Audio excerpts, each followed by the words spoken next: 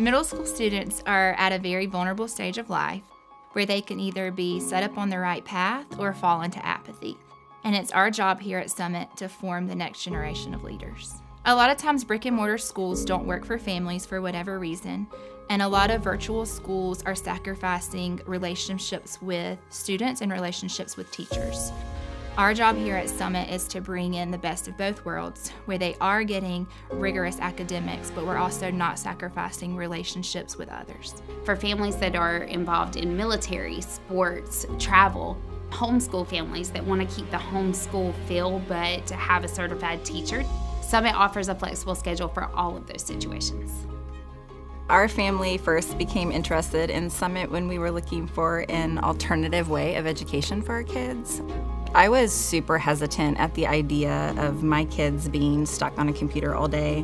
Once we got into the swing of things, Summit has been a phenomenal fit for our family.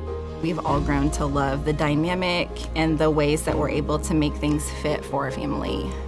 At previous schools, the principals, you don't see them often, but Mr. Lively, he's all in it and he participates in everything. He has made himself readily available not only for me as a parent, but for my kids. Mr. Lively really leads by example. He's a great role model for all of our students. They have 4 content classes: ELA, math, social studies, and science, live lessons with those content teachers, leadership, which is like our related arts class, innovative learning, and PE.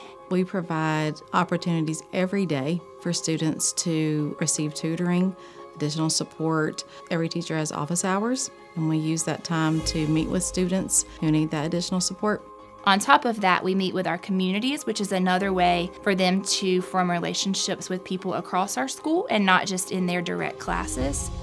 Once a month, we meet for an in-person experience, and they all come together for a variety of field trips, fun games, team building, just to get together with one another and have fun together. I don't believe any learning happens without relationships. One way I personalize relationships with my students is I start the year out with a survey. I want them to know, number one, that I care. I give them opportunity to tell me anything they want when we start having sessions together, and I know how to start conversations, which lead to relationships. I really like my ELA class. My teacher, Miss Ash, she's very welcoming and very sweet.